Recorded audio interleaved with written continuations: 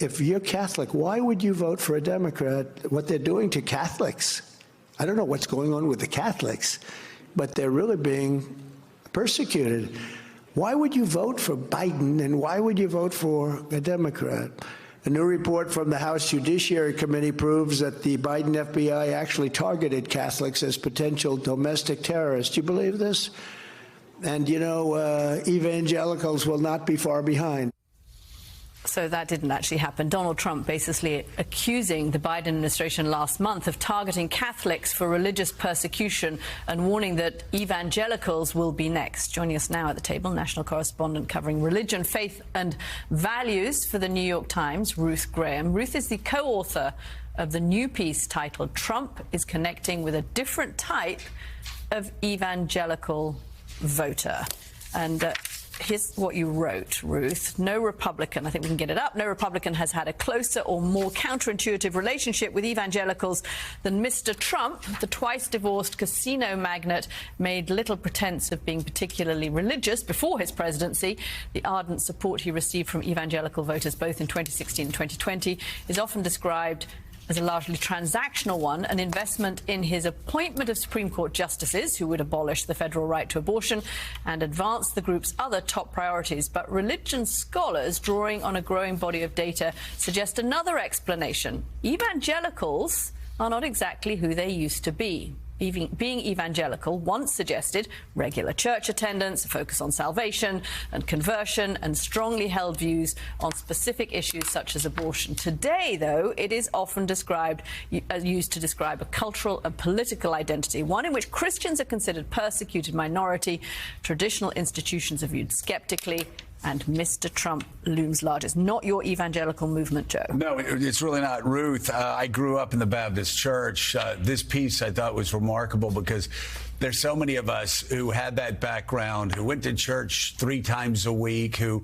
you know, knew it was the Gospels. You learned the Gospels, you followed the Gospels. If you sinned, you know, at the center point of it was you asked for forgiveness. You were humble and you forgave others.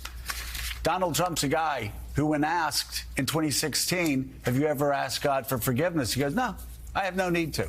Asked his favorite book of the Bible. He goes, I like all of them. Asked if he was more of a New Testament or Old Testament guy. He goes, I like them both. And so I've been asking for quite some time, how have all my friends moved in this direction? Well, a lot of people have just picked up, as you said, the name evangelical as a cultural marker. They don't know about the Bible. I've talked to a lot of them. They're just completely ignorant about the Bible. They don't go to church. This name, evangelical, now, it's just a cultural marker.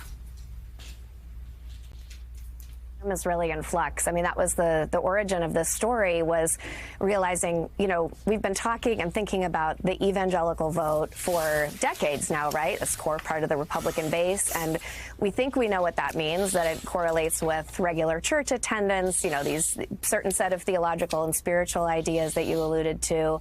But in fact, you know, there's some really big changes happening sort of around the borders of that definition of the word evangelical, and Trump is an important figure in that.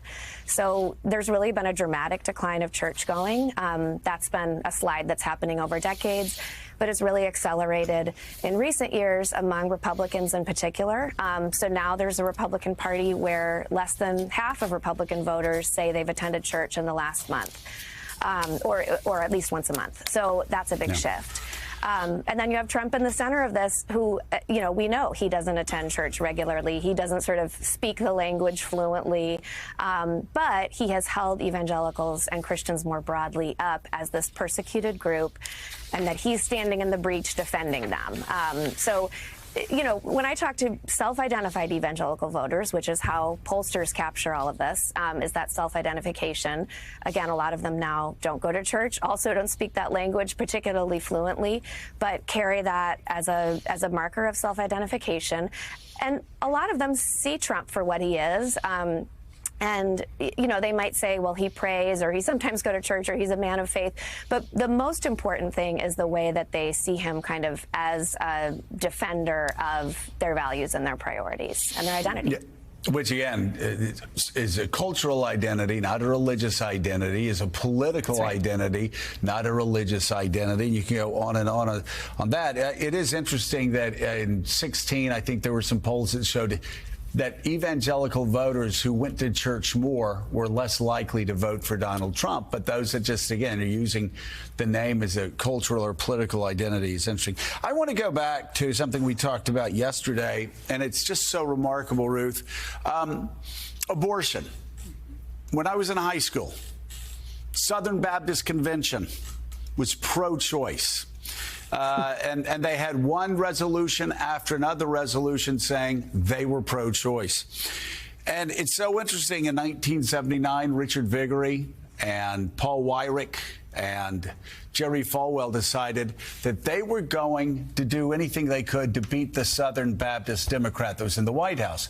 So they turned abortion not only into a political issue, but a religious issue. Why am I bringing this up? I think this really was the beginning of it, where they literally found an issue.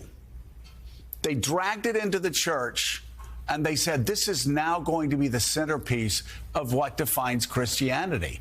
And I've seen it through the years. It's kind of bizarre, being in a high school, knowing your church was pro-choice, and the Southern Baptist Convention was pro-choice. And now, when I said this on TV a couple months ago, I had a friend call me up going, Joe, that's the gravest of sins. And why are you saying that? I was like, dude, read the Bible. It's not there. And yet, they've redefined what it means to be a Christian.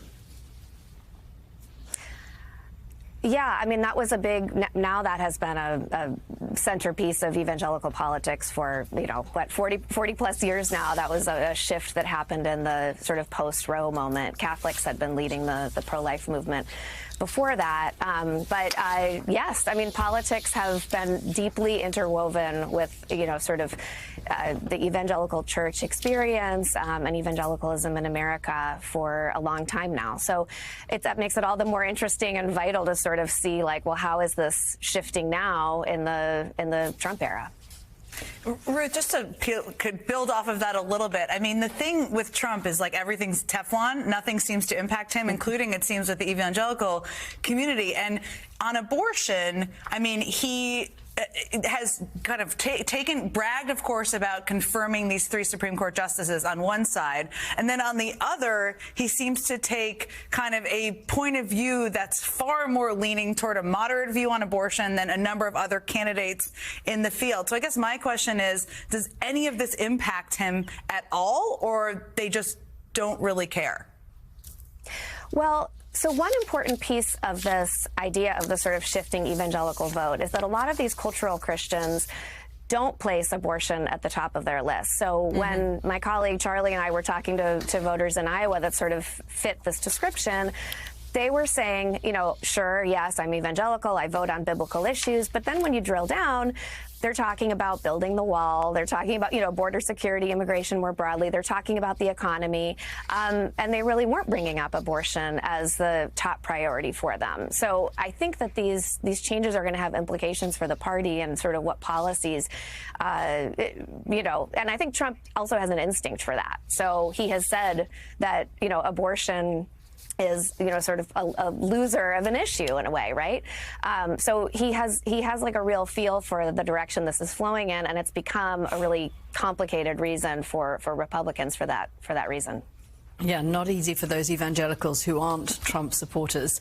National correspondent covering religion, faith and values for the New York Times, Ruth Graham. Thank you so much for joining the interview. Such an interesting conversation.